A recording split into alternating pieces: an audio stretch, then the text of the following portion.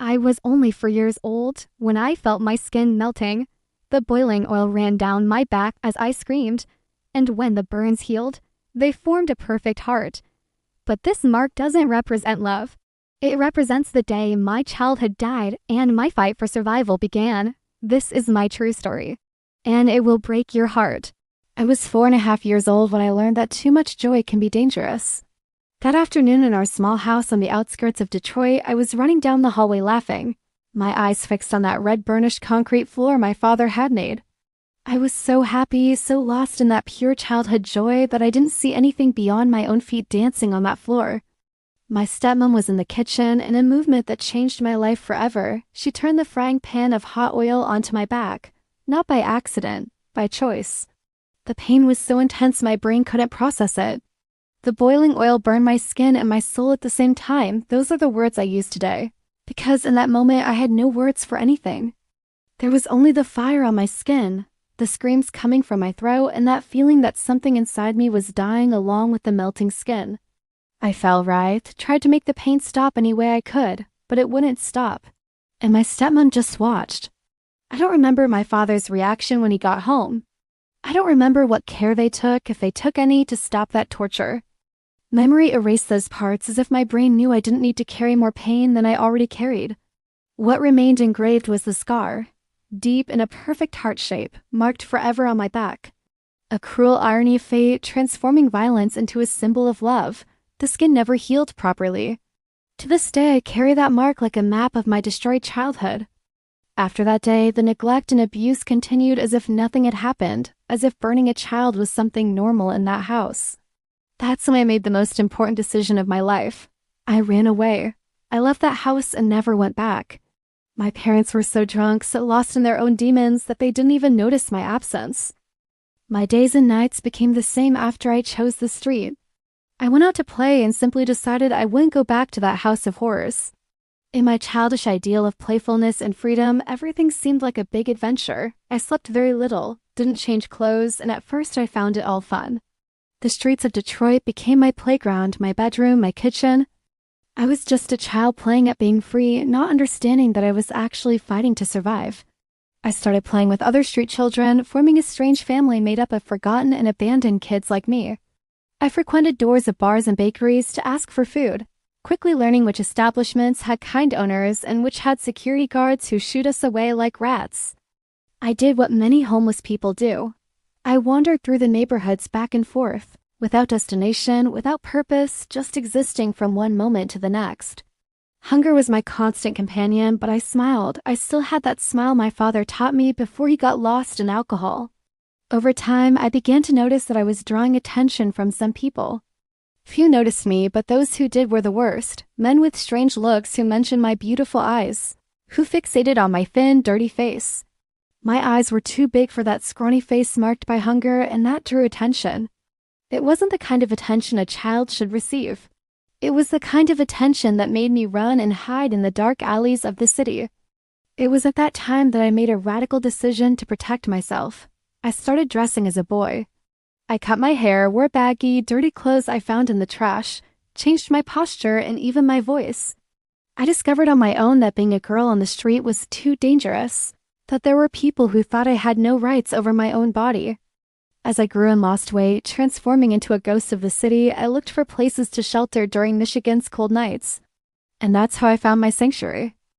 I found a magical place without knowing what it was, a public library. An imposing red brick building in downtown Detroit with gardens around it and a wall that seemed to call me.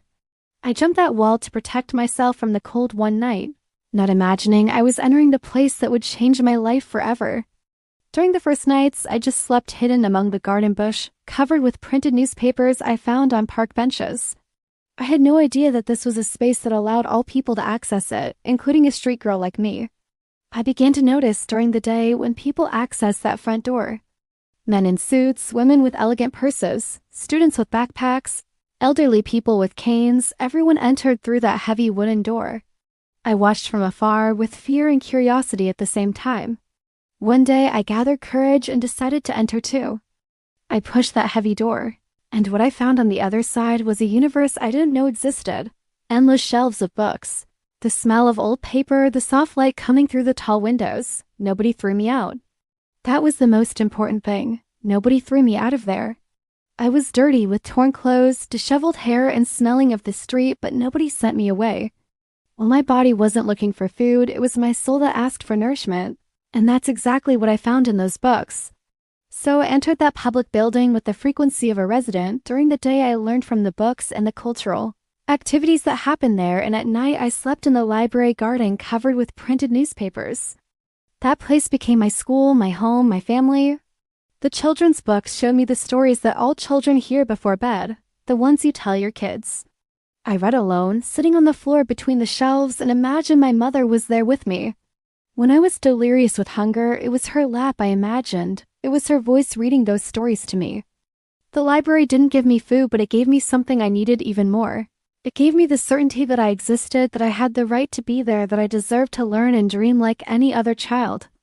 You might be wondering, where was this girl's mother? I learned too early that pain can be felt every day, but it can serve as strength for the reinvention of oneself. I lost my mother shortly after my younger brother was born. She simply left, and with her went any chance I had of knowing what real maternal love was.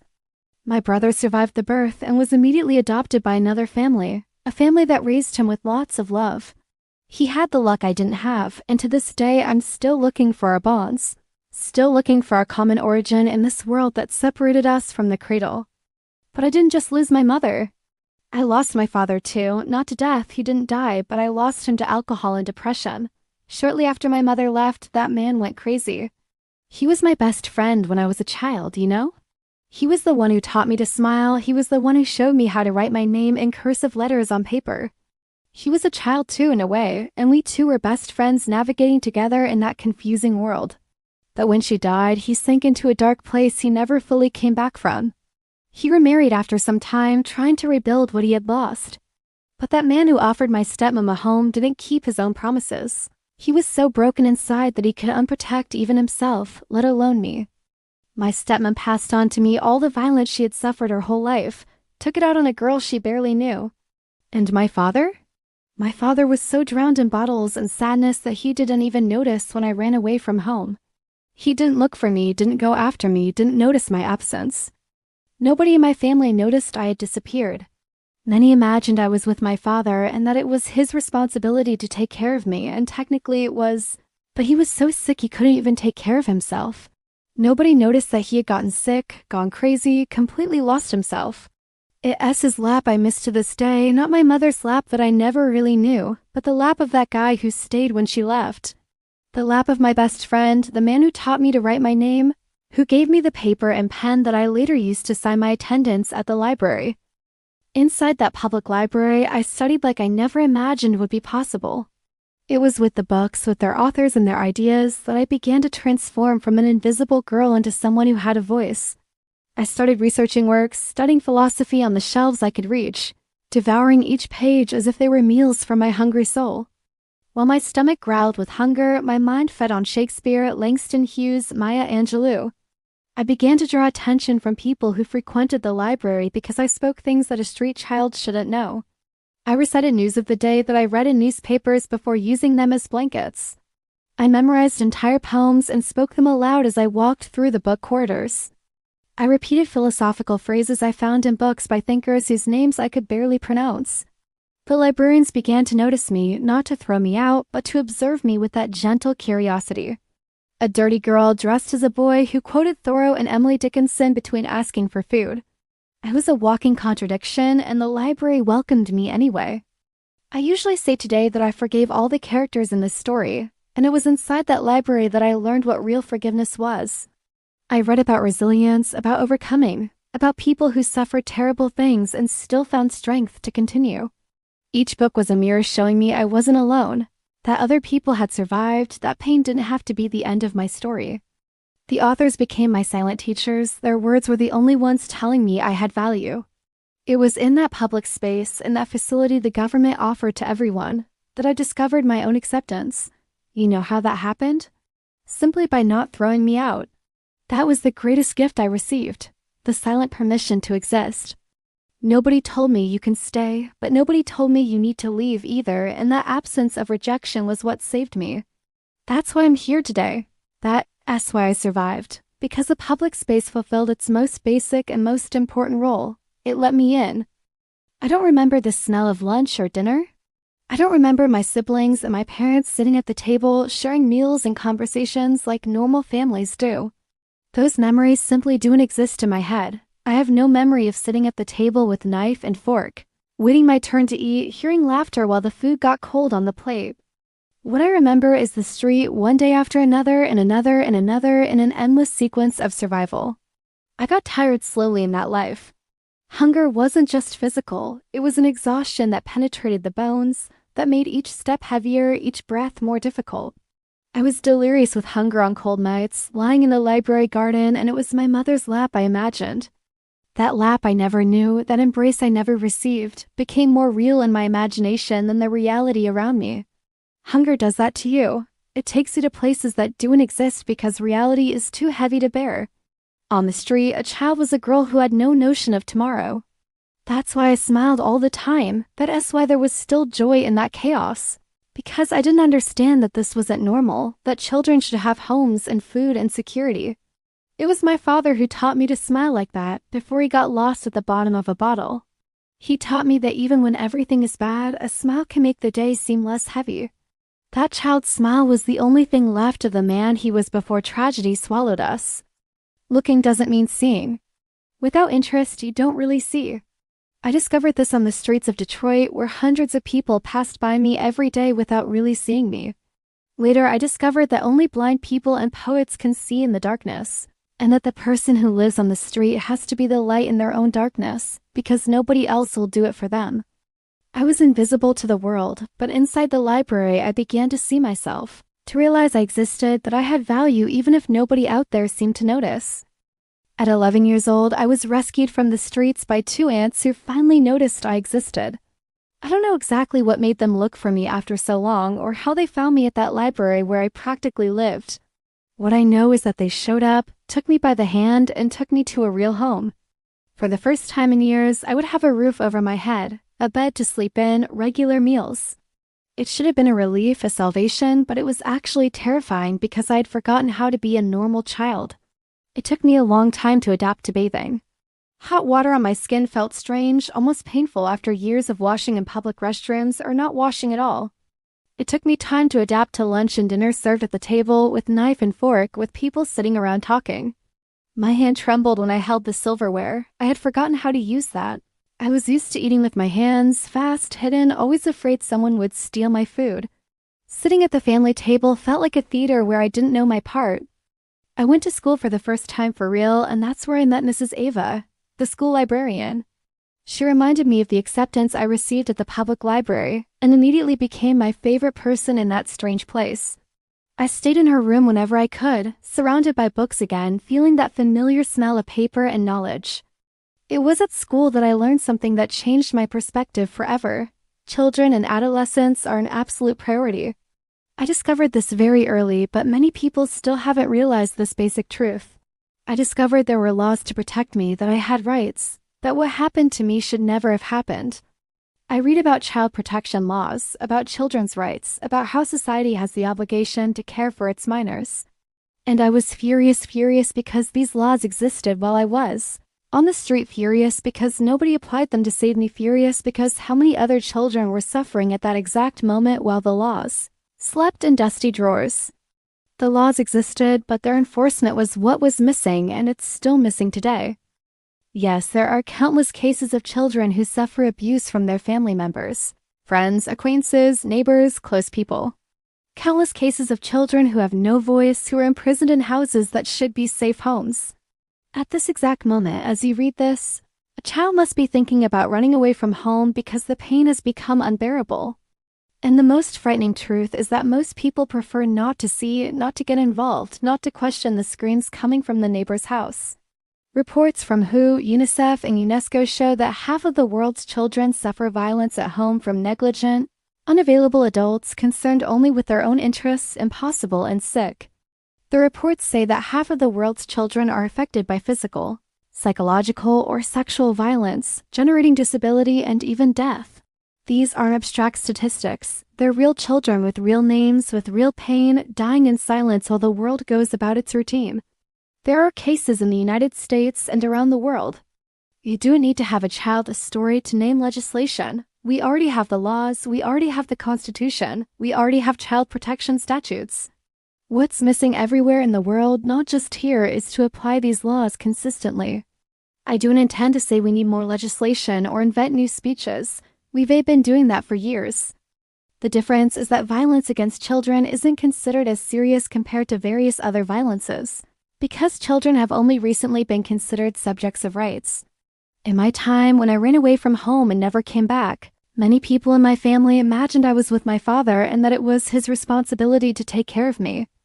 Nobody noticed he had gotten sick, gone crazy right after he lost my mother. Over time, he remarried, and that man who offered my stepmom a home didn't fulfill his responsibilities, and she passed on all the violence she suffered in her life to a girl she didn't even know. The cycle of violence keeps spinning while we pretend not to see. Today, I am a woman with brown hair and eyes just like that child's. I often say that I have forgiven all the characters in this story. I have forgiven my stepmother who took out all her accumulated pain on me. I have forgot my father who lost himself in alcohol and depression. I have forgot my family who didn't see me disappear. And I have forgiven myself for all the times I thought I didn't deserve anything better. This forgiveness was not easy. It took years of reading, reflection, and understanding that wounded people wound other people. But it was inside that public library that I learned about forgiveness, about how anger can consume us more than violence itself. Today, I am a writer, editor, and human rights activist. Look at me now, you see me, don't you? But I was that dirty girl on the streets of Detroit, that invisible child who dressed as a boy to escape the abuse of people who thought I had no rights. I discovered on my own that it was a public space, the acceptance of that place, that showed me a path. And do you know how that happened? Simply because they didn't expel me. I wasn't kicked out of the library, and that's why I'm here today telling this story. It was the paper and pen my father gave me before he was completely lost that allowed me to sign my name on the library attendance list. He was the one who taught me to write my name in cursive without knowing he was giving me the tool that would save me. Those letters I learned to draw with him became words, words became sentences, sentences became stories, and stories became books. Today, I use those same letters to fight for children who are still invisible, still suffering, still waiting for someone to see them. I will work so that no child is neglected, discriminated against, violated, oppressed, or abused as I was. Since they didn't take me off the streets, didn't go after me, didn't notice, this is abuse, an absurdity that cannot continue to happen. The future is now, and the child needs attention now, not tomorrow, not next week, not when it's convenient. Every second that passes while we ignore a child in danger is a second we can never give back to them. If this story touched you, don't keep it to yourself. Share this video with someone who needs to hear this. Do you know a child who seems to be suffering? Report IT in the U.S. Call Child Protective Services at 1-800-4-A-CHILD, 1-800-422-4453, or text 847,411. Your call can save a life. Subscribe to this channel for more real stories that need to be told. Turn on notifications so you don't miss any video. Leave your comment. Have you ever witnessed a situation of child abuse? How did you act? Your experience can help other people have the courage to act. Like this video if you believe every child deserves protection, love, and dignity. Every like expands our reach and can save the next invisible child. The heart-shaped scar on my back reminds me every day, pain can be transformed into purpose. You can be part of this transformation in a child's life today. Don't forget, looking doesn't mean seeing. But when you really see, you can no longer pretend you didn't see. And then you have a choice, turn your back or extend your hand.